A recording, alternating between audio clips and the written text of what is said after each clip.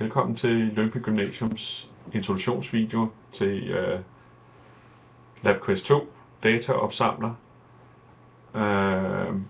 Den her den bruges fortrinsvis sammen med jeres iPad til trådløs opsamling af data fra sensorer, forskellige sensorer. Den her dataopsamler består, som I kan se her, nok vigtigst af alt, af en tænd sluk-knap lige der. Når man trykker på den, så tænder den så simpelt, og så får man det her billede af en graf. Der går et stykke tid, før den er tændt, så lad være med at trykke ned og op hele tiden. Hvis man holder den længe nok, så vil den slukke simpelthen. Man skal vente på, at der kommer et billede, som jeg viser lige om lidt.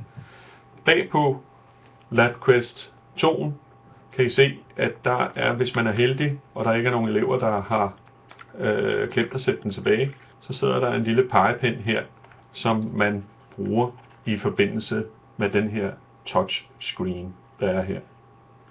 Læg mærke til herovre, der er en home-knap, som man bruger til at trykke home på, sjov nok. Og så er der en oplader, man kan bruge, hvis den er ved at løbe tør for strøm.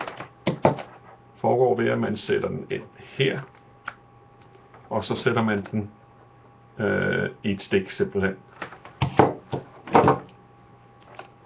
Som I kan se, så er den ikke klar endnu. Der går faktisk et godt stykke tid. Men ellers så kan man også se, at på siden af LabQuesten er der et navn.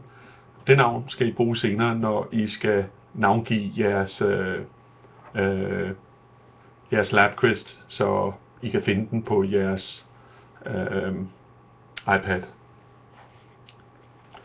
Nu kan I se umiddelbart, nu er vi kommet videre, og nu trykker jeg på Home, så kommer der et fint billede op her, og så kan man trykke videre.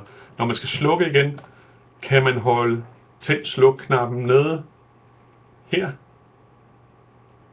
i længere tid. I kan se, hvor lang tid jeg holder den nede, før den begynder at komme med et billede. Og så hvor den viser, at den lukker ned om 6-7 sekunder. Sådan, så er den slukket.